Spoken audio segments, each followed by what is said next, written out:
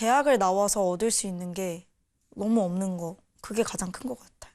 졸업하고 나서 어떤 직업을 가질 수 있을까라고 생각해 봤을 때 답이 쉽게 나오지 않아요. 그냥 대학에 많은 걸 기대하지 말라 그러는데 솔직히 어떻게 450만 원씩 내고 그렇게 그거를 받아들인다는 게 저는 이해가 안 갔거든요.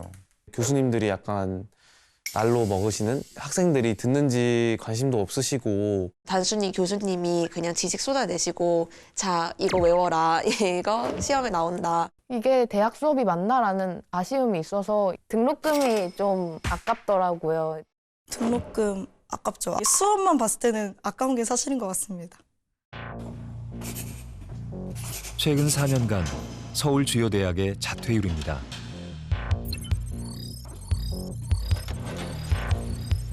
꾸준한 상승세를 그리고 있죠.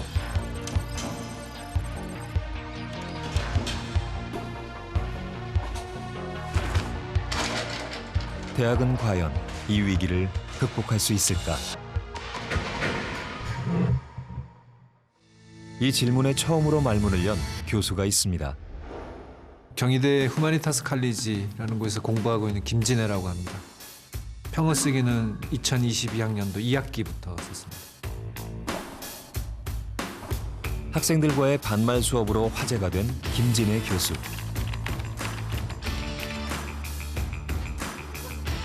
제가 오늘부터 여러분들이랑 평어를 쓸 겁니다. 이렇게 얘기하면 존댓말로 시작하는 거라서 들어가서 아무 얘기도 안 했어요.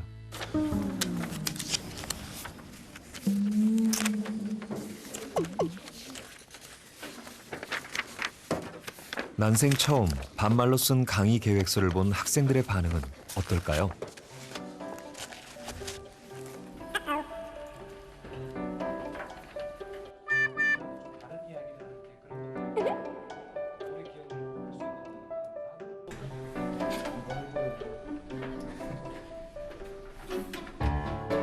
오늘부터 수업 시간에 평어를 쓰기로 한다. 첫째, 모든 호칭은 이름만 부르는 것으로 통일. 학생들도 나를 선생님이 아니라 진해라 부르면 된다. 둘째, 모든 존대법을 걷어내고 반말로만 대화하기.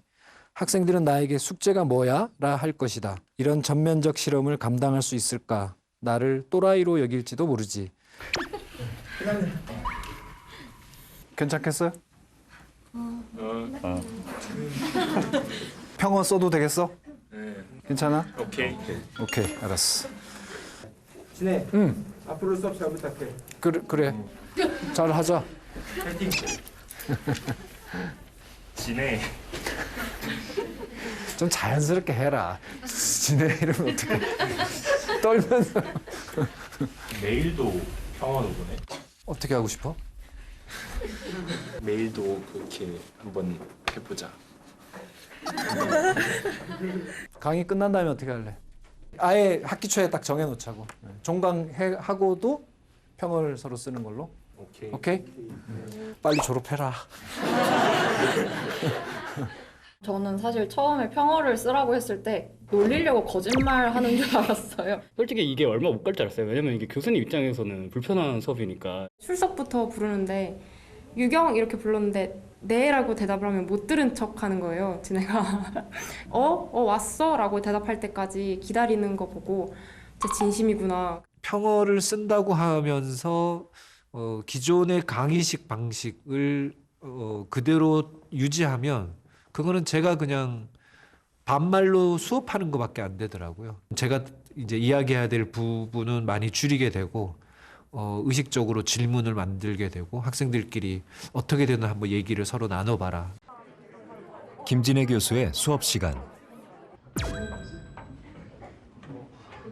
토론 시간을 주자 교실은 금세 왁자지껄해집니다. 언어가 죽는 건 되게 당연한 건데 근데 그렇다고 해서 생각의 폭이 좁아지지는 않잖아요. 그치, 왜냐면 새로운 단어가 생기면서 생각의 폭을 더 넓혀가는 걸 수도 있으니까. 무슨 얘기하고 있어? 우리 계급에 대해 얘기하고 있어요. 아, 계급 얘기하고 있어?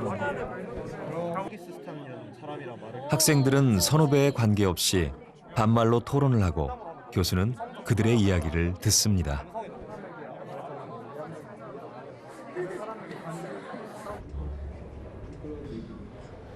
언어는 사고에 영향을 미치는가? 영어로 홍차를 뭐라 그러는지 혹시 아는가? 그래, 블랙티라 그러잖아. 블랙티라고 하는 영어를 쓰는 사람들은 그 홍차를 검은색으로 느껴? 그렇지 않잖아. 홍차가 빨간색이다. 이건 너무 편견인 것 같아. 홍차는 발효가 85% 이상 된 차를 홍차라고 하거든? 근데 발효가 85% 된 거는 빨갈 수도 있고 그 이후로 갔을 때 검어질 수도 있어. 우리 눈동자가 검은색이잖아. 그럼 우린 설명할 때 블랙 아이라고 설명할 텐데 서구권에서 만약에 내가 블랙 아이라고 하면 너 멍들었어라는 뜻이 되거든. 검은색인데도 불구하고 브라운 아이즈라고 말하게 얘기한다. 말이 사고에 영향을 미친 거네. 그렇구나. 그럴 수 있겠다. 반말 수업 이후 학생들은 어떻게 달라졌을까요?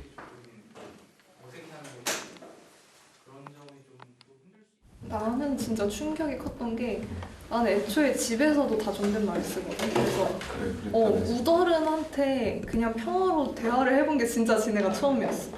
교수님에 대해서 내적 친밀감을 가지게 된 게 이게 진짜 맞는 것 같아. 강의실 분위기가 존댓말 쓸 때랑 평어 쓸 때랑 좀 이렇게 분위기가 어떤 점에서 좀 차이를 느꼈어? 사람이 그렇게 많은 대형 수업 같은 경우에는 사실 선뜻 손을 들고 말하기가 힘들잖아. 근데 평어를 쓴다고 하니 다른 대형 강의들에 비해서는 좀 적극적으로 참여하는 학생들의 수가 많았다라고 느껴. 그는 왜 이런 수업을 하는 걸까요? 매뉴얼이라 할 수도 있고 규칙이라고 할 수 있는 것, 그런 것을 벗어난다라고 하는 것은 상당히 큰 용기가 필요합니다. 그런데 대학은 그런 것들을 밀어붙이는 그럴 수 있는 공간이다. 그런 제도적인 거, 출석을 부르고 몇 번 빠지면 F고 뭐 이런 외형적인 틀, 지켜야 될 규율을 걷어냈을 때 배움이 어떻게 성립이 될 건가에 대해서 고민을 해봐야 된다라고 생각을 해요. 기존의 틀에서 벗어난 새로운 대학을 상상해 봅니다.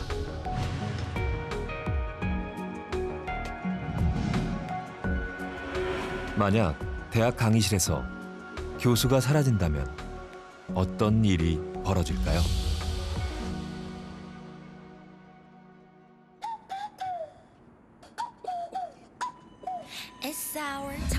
그런 학교가 한국에도 생겼습니다. 2018년 설립된 소프트웨어 교육기관 42서울. 이곳에는 대학이라면 당연히 있어야 할 세 가지가 없습니다. 학비, 교재, 그리고 교수의 존재죠.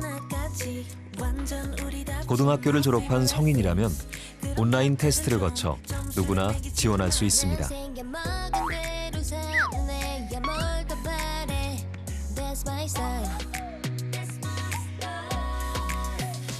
가장 중요한 거는 대학들이 할 수 없었던 거를 일단 하고 있는 거고요. 그 할 수 없었던 것이 뭐냐면은 교수님을 없애는 건데 대학에서 가장 비용이 많이 드는 부분이 교수인데 교수를 없애고 학생들이 서로 협력해서 공부할 수 있다 그러면은 사실 그거보다 좋은 게 없는 거죠. 정말 아무것도 안 알려줍니다. 정말 그냥 아무것도 안 알려줘요. 처음 42서울에 입학하면 주어지는 것은 오직 컴퓨터 한 대뿐. 보고 공부할 교재도 지식을 가르쳐줄 교수도 없습니다. 어떤 학생들에게는 로그인부터가 난관이죠.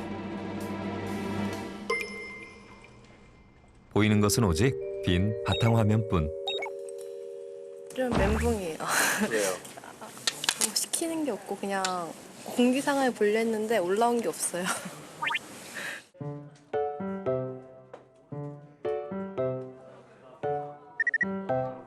시간이 조금 지나자 학생들이 대화를 시작합니다. 인바이트에도 엔터 치면 엔터 치면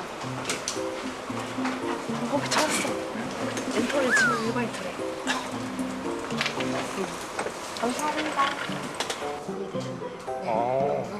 선생님. 두 번째 거 챕터 2. 이건 필요가 없어요. 진짜요? 네. 왜요? 시작하고 아무것도 어떻게 해야 될지 모르겠는데 먼저 오셔가지고 인트라넷 키는 법부터 맥 설정하는 것까지 다 알려주셔가지고. 네, 저희는 4바이트를 만들고자 하는 거잖아요. 네. 그럼 어떻게 그렇죠. 맞아요. 그래서 나중에 똑같이 아예 0바이트 파일을 만들고자. 학교보다 나은 것 같아요. 주변 사람들이랑 어떻게든 친해지지 않으면 이거는 내가 살아남지 못하겠다. 열심히 말 걸고 다니고 물어보고 다니고 여기 오면 질문 안 하면 못 살아남거든요. 이 학교에는 정해진 커리큘럼도 시간표도 없습니다. 주어지는 것은 오직 과제뿐이죠. 대학 재학 중에 42서울 교육생이 된 재민 씨. 저는 정말 사람들하고 얘기하는 거를 조금은 좀 무서워하는 편이거든요, 사실은. 근데 재민 씨가 어디론가 바쁘게 걸어갑니다. 우리 자문님 시간 잠깐 괜찮으세요? 예, 말씀하시죠. 알파, 베타 이용해가지고 2가지 분기가 있다고도 하고 하는데 그거 말고도 좀 더 간단하게 할 수 있는 방법이 있을까요? 우리는 그걸 그냥 A 실행, B 실행. 근데 A가 한 거를 B도 알게 해줘. 선생님 혹시 미니셀 하고 계세요? 언제든 내 옆에 동료에게 묻고 기꺼이 가르쳐주는 것. 이것이 42서울만의 특별한 교육 방식, 동료 학습입니다. 이따 모르는 거 있으면 또 물어보러 와도 되죠? 감사합니다. 저도 사실은 강제 개조를 당한 거죠. 어느 누구가 조금 더 알고 있고 누구는 조금 덜 알고 있고 하더라도 아무런 걱정할 필요가 없는 게 모르면은 이제 알려주면 된다라는 생각이거든요. 그러다 보니까 점점 얘기를 하면 할수록 전체적인 그 수준이 올라가는 것 같아요. 이곳의 학생들에게 공부란 자신이 아는 것을 남과 나누는 과정입니다. 요거를 연결해두고 만든 다음에 동료학습이라는 게 사실은 어떤 전혀 다른 새로운 학습법이 아니라 무조건 해야 되는 단계라고 생각을 하거든요. 사실은 혼자서 어떻게 하는 걸로는 딱 그만큼밖에 이루어지지 않기 때문에 그 이상을 해내려면 서로가 그 이루어낸 것들을 공유하고 얘기해야 된다고 생각을 하거든요. 되게 중요한 것 같아요. 나의 옆에 있는 사람이 적이 아니다. 가르치는 교수 없이도 정말로 배움이 가능한 곳. 42서울은 왜 이런 교육 시스템을 도입했을까요? 동료학습이 이루어지는 가장 중요한 곳은 또 실제 산업 현장이거든요. 산업 현장에서는 누가 강의를 하지 않잖아요. 그러니까 이제 그 팀 안에서 서로 배우게 되는데 그 배우는 환경 자체가 동료학습이고 그 환경을 그대로 학교로 옮겨온 게 포레투의 동료학습 시스템이라고 생각하시면 4년의 시간이 지난 후 학생에게 대학은 무엇을 남길 수 있을까요? 사실 학생 입장에서 내가 학교 생활을 잘했다라고 판단할 수 있는 기준은 학점 하나밖에 없거든요. 학점 말고는 남는 게 아무것도 없더라고요. 흔히들 꿀강이라고 해서 취업을 목적으로 쉬운 강의들, 에브리타임이라는 어플에서 많은 대학생들이 서로 수업을 사고 팔기도 하고. 사실 저도 부끄럽지만 학점 잘 주는 강의 들으려고 거래도 사실 한 적이 있었고요. 그래서 학점 경쟁은 확실히 치열한 것 같습니다. 치열한 편이죠. 치열한 것 같아요. 저는 상대평가가 절대 답이라고 생각하지 않습니다. 이게 너무 경쟁 심리만 부추긴다고 생각하고요. 모두에게 상처뿐인 치열한 경쟁을 끝내기 위해 대학은 이제 다른 길을 고민하고 있습니다.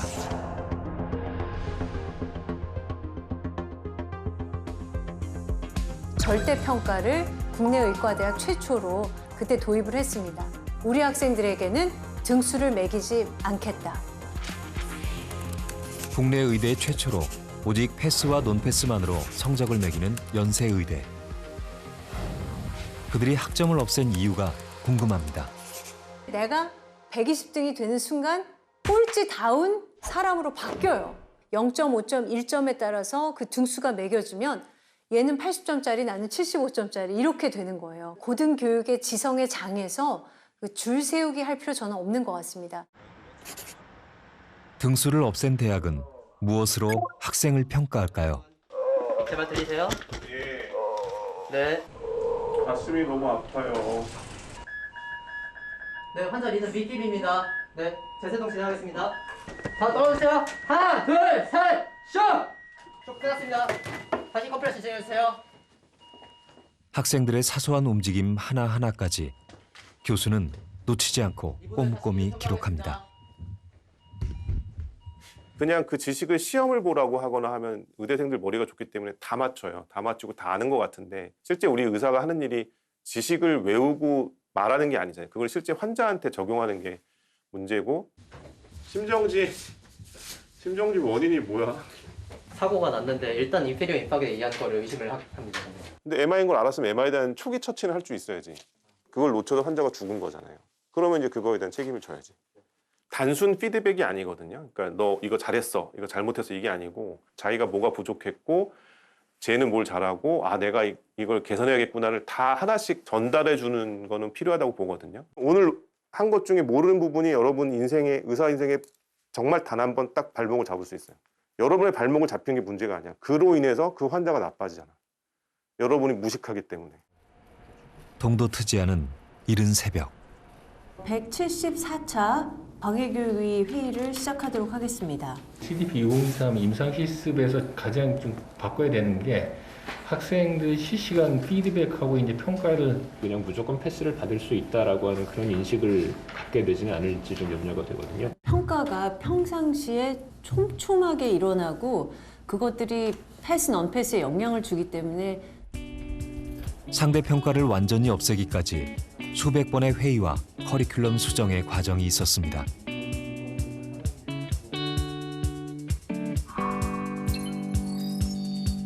(2004년) 문제 해결 중심의 교육을 시작으로 절대평가 제도와 학생 중심의 교육과정 도입이 가능하기까지. 구역질이 나거나 아니면 메스 꺾거나 하진 않으세요? 학생들에게 학점 대신 구체적인 피드백을 주기 위해 가장 중요한 것은 교수의 역할입니다. 7시째. 네. 이때 그럼 갑자기 시작됐나요? 서서히 시작됐나요? 이 대학의 교수들은 학생의 모든 학습 과정을 바로 옆에서 지켜보고 소통하는 안내자가 됩니다.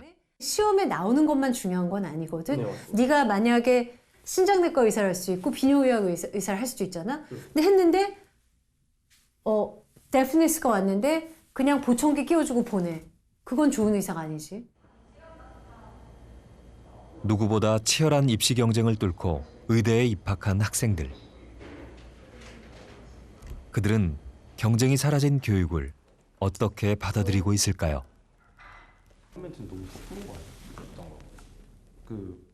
고등학교 때나 그 이전까지 계속 좀 등수가 나오고 이런 경쟁식으로 공부를 했었던 것 같은데 우리 이럴 필요 없구나. 정말 필요한 부분, 자기가 재밌어하는 그 부분에 대해서 열심히 공부하고 공부보다도 더 중요한 걸 너네가 해볼 수 있는 경험과 기회를 많이 주시고 그다음에 제도적으로도 그렇게 해주시니까 좀 더 크게 보고 좀 더 멀리 볼 수 있는 그런 마음가짐을 갖게 되는 것 같아요. 오늘은 특별한 발표회가 있는 날입니다. 어떻게 연구를 진행해왔고 현재 코로나19로 인한 사회적 거리두기와 모임 감소 등 일상의 변화를 맞닥뜨리면서 질병에 대한 대학생들의 우울 및 불안 장애가 급증하고 있습니다. 절대평가 도입 후 1년간 한 편도 나오지 않던 학생 연구 논문의 수는 50개 이상으로 늘었습니다. 제가 저 오티즘 연구하는 사람으로 굉장히 관심이 많고요. 그다음에 에이도스가 여러 학인데 중이 지난 중에 해야 되는 여러 가지 있잖아요. 그거 어떻게 많이 개별 분석을 하신 거죠? 일단 굉장히 촌철살인 같은 제일 사원하고 가세요. 의과대학은 머무를 수가 없어요. 코로나나 미세먼지, 글로벌 워밍, 엄청난 환경적인 변화 속에서 혁신적으로 그 교과 과정과 교육 방법을 바꾸지 않고는 아무것도 대처할 수 없어요. 개강을 앞두고 모인 연세의대 교수들. 국내 최초로 등수를 없애는 혁신을 시작한 지도 어느덧 10년째. 하지만 고민은 끝이 없습니다. 저희가 PMP 제도이기 때문에 저희 학교 말고 다른 데 어플리케이션을 하게 되면 학생의 변별력을 우리가 구체적으로 알 수가 없다. 하버드 대학이나 예일 대학이나 옥스퍼드 대학에 지원을 할 때 이런 문제가 안 생길까요? 우리가 이렇게 제도를 만들었으면서 정작 학생들을 선발하는 기준을 만들지 못했다. 이거 굉장히 뼈아픈 실책이라고 생각하고요. 학생들 포트폴리오를 가지고 평가할 수 있는 그런 제도가 만들어져야 된다고 생각합니다. 그다음에 우리나라 사회에서 질적 평가가 스탠다드가 아니에요. 여태까지 우리는 다 점수로 하잖아요. 이것도 객관적이고 이것도 좋은 사람을 알아볼 수 있는 좋은 평가 제도이다. 이런 분위기가 성숙돼야 되겠죠. 질적 평가에 대한 성숙. 경쟁 없이 공부한 학생들이 의사가 될 첫걸음을 떼는 날입니다. 2022학년도 연세대학교 의과대학 학위 수여식을 거행하겠습니다. 히포크라테스 선서. 나의 생애를 인류 봉사에 바칠 것을 엄숙히 서약하노라. 나의 생애를 인류 봉사에 바칠 것을 엄숙히 서약하노라. 나는 동업자를 형제처럼 여기겠노라. 나는 동업자를 형제처럼 여기겠노라. 나는 인종. 저희가 CDP를 하기 전에는 연세의대는 의사국가고시를 가장 많이 배출한 학교였습니다. 그런데 더 이상 의사국가고시 수석이 나오지 않습니다. 왜냐? 그럴 필요가 없습니다. 의사국가고시 1등을 하려면 많은 분량을 외워야 되고 남들보다 잘해야 돼요. 그런데 우리는 교육 목표와 방법이 바뀐 거예요. 저는 공부 1등하는 사람보다 여러 가지 활동으로 리더십을 발휘한 학생들이 더 사랑스럽습니다.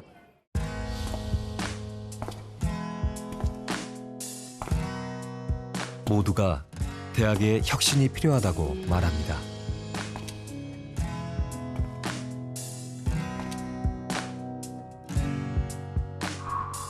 하지만 그 혁신마저도 또다시 경쟁입니다.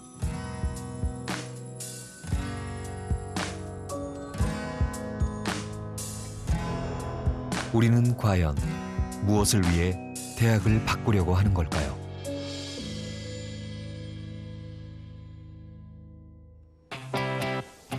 이 질문에 답하기 위해 두 명의 교수를 만납니다.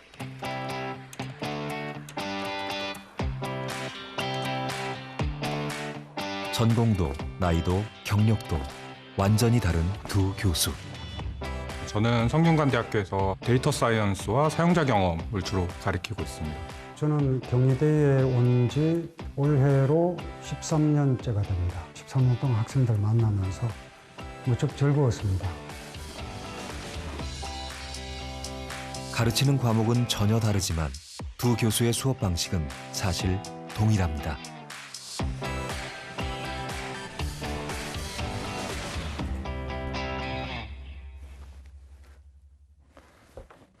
네, AAI 2012 수업을 시작하도록 하겠습니다. 저는 박은일입니다. 모든 이론 수업은 온라인으로 먼저 학생들에게 제공됩니다. 여러분 안녕하세요. 전호건입니다. 한나 아렌트의 악의 평범성을 읽고 함께 생각을 나누어 보겠습니다. 한두 개? 두 개? 그리고 교실에서는 문제를 풀거나 토론하는 플립 러닝 수업이 이루어지죠. 포문을 짜면 어차피 다 필요 없이 리스트 다 돌아가는 거잖아. Y문을 안 짜도 되지. 박은일 교수의 수업은 문제를 다 풀 때까지 집에 가지 못하는 것으로 유명합니다. 제시되는 문제 난이도 당연히 어렵다라는 의견이 제일 많은데 프로그래밍 수업이기 때문에 시습 난이도 낮출 생각은 없습니다, 사실.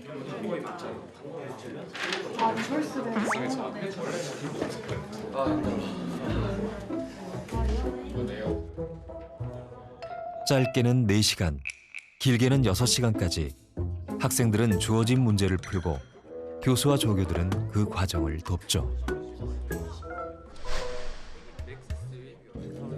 맞죠? 정답이죠? 맞다고 해줘야 되는 파트긴 한데. 맞게 해주세요. 10분 안에 못 풀면 문제 하나 더? 네? 문제 하나 더? 10분 안에 못 풀면? 포기만 하지 마. 포기 안 하고 끝까지만 하세요.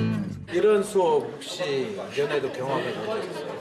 아니요, 완전 처음이에요. 막 조금만 문제를 풀어도 기분이 정말 좋아지고요. 제가 직접 손으로 하고 이런 것들이 도움이 확실히 돼요. 전호근 교수는 매년 독특한 기말고사 문제로 화제가 되었습니다.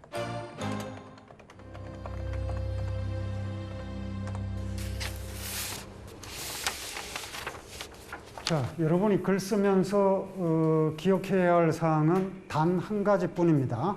여러분이 남들에게 자신을 입증할 필요가 없어요. 그러니까 이 글은 오직 여러분 자신을 위해서 쓰면 되는 겁니다. 정답이 없는 문제이기에 시험은 오픈북으로 치러집니다.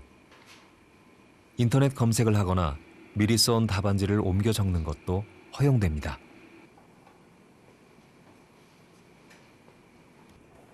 심지어 교수와 답을 상의할 수도 있습니다. 그러니까 기뻐할 수 있었구만. 참 말빨이라는 게. 누군가는 찢어진 시험지를 답안으로 제출하기도 합니다. 조금만.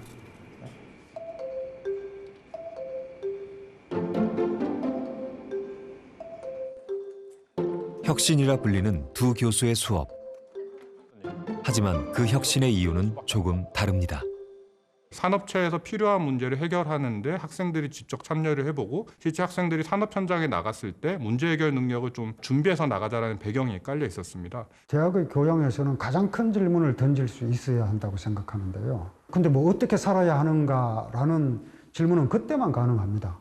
그런 큰 질문을 이제 던지고 토론하고 질문을 하면서 성장해 나가는 거죠. 전혀 다른 두 교수의 교육 목표가 궁금해집니다. 이 기술 중심의 사회에서는 산업이 요구하는 인재를 양성해내는 것도 대학의 목표 중에 하나이기 때문에 저희 전공에 들어온 학생들이 잘 졸업해서 좋은 산업에서 이제 인재로 성장하는 것이 가장 큰 목표 중에 하나입니다. 학생들은 세상을 향해서 미친 듯이 달려갑니다. 학생들이 잘못이 아니라 세상이 요구하는 거거든요.